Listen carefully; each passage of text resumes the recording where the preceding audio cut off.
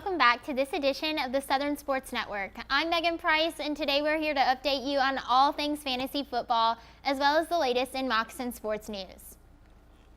Hey Cam, thanks so much for being here today. Again, we're back with Cameron Urfer, who was here a couple weeks ago to talk about college football, and now we're talking NFL and mainly fantasy. So I know you have a couple teams. Yeah, of course. Yeah, I got 3 teams this year, doing all right for now. 2 weeks in. I have a 1-1 team, a 2-0 team, and an 0-2 team. Okay. So a little bit of everything. Hopefully I can turn my bad team of 0-2 around, pick up a few players, and see if I can make a run for the title at the end of the year. Yeah, so tell me who your standouts are this year on some of your teams. I think some of the best standouts of the year are Patrick Mahomes, leading the league in touchdown passes. He had 6 last week. Yeah. Todd Gurley, biggest stud in fantasy. Yeah. Michael Thomas has the most receptions. He's on the pace to break the reception record by like 85 passes. Wow. So he's put up two big weeks. And then AJ Green, he had a 3-touchdown half last week. Wow. And he put up real big numbers for me and helped me win my game. So while I know you have some really standout and stellar players, there have to be some busts on your team. So tell me who those are. Biggest bust of the year is Le'Veon Bell. I drafted him in one of my leagues, and he hasn't played yet.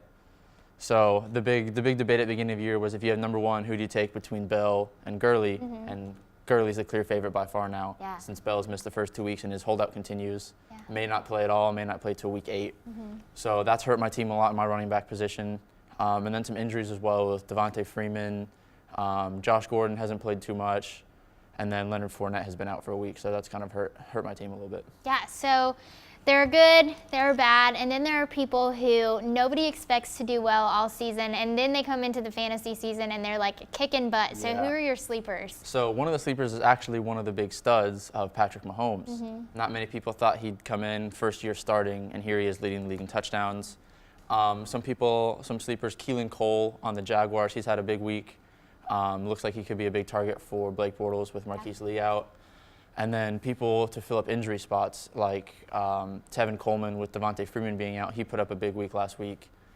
James Conner with Le'Veon Bell being out. He's put up 2 big weeks. And then some people like Juju Smith-Schuster. He was looked at to have a decent year, and he's doing really well. Tyreek Hill is having a very good year as well.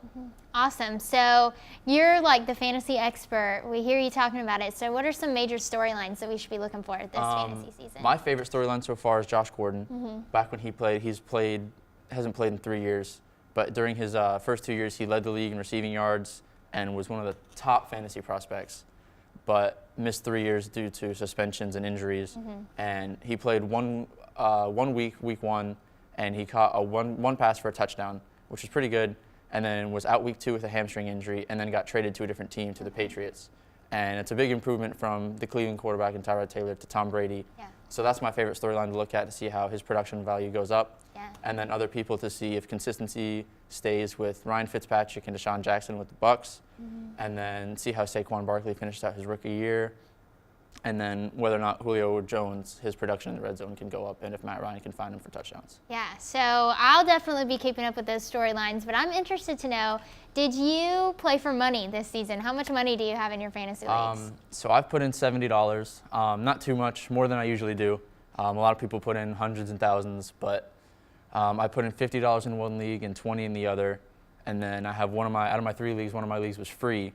And funny enough, the team that I put $50 in for is my worst team. Of course. The team I put in $20 is my medium team, and then my free league was the team where I'm the number 1 team in the league. So seems to always work out that way. Yeah, kind of unfortunate. Yeah. But I'm still hopeful for my other teams to try and make some money, beat my friends, and talk a little smack. Yeah, you always need those bragging rights. Those are important. All right, well, thanks, Cam, for being here so much. I'm sure we'll see you later on. Hopefully. This semester as we continue to talk all things football. Thanks so much for being here today. Thanks for having me. Yep. Okay, so we're so excited to be continuing this football series throughout the rest of the semester and the football season. But now we're going to send it to Slinky on the desk to update you on the latest in Moccasin sports news. Thanks, Megan. Both cross-country teams finished second at the Embry-Riddle Classic on Saturday. The Mocs have runners finish 12th and 15th and tally 68 total points to beat out a number of Division I opponents. The men's soccer team has moved into the top 25 for the first time in 8 years after beating Lynn 2-1 on Saturday. The Mocs are currently undefeated with 5 straight wins. The women's soccer team had a tough loss on Saturday in the conference opener. After a long, hard-fought game, the Mocs fell to Lynn 1-0. This loss puts the women at 2 wins, 4 losses, and a tie on the season. The women will be back in action tonight at Rollins College. Volleyball fell short to both Lynn and Berry this weekend. On Friday, the Mocs lost in the 3rd set to Lynn before getting swept by Berry the next day. Esports fell short to Georgia Tech and East Carolina this weekend in the Rocket League team debut.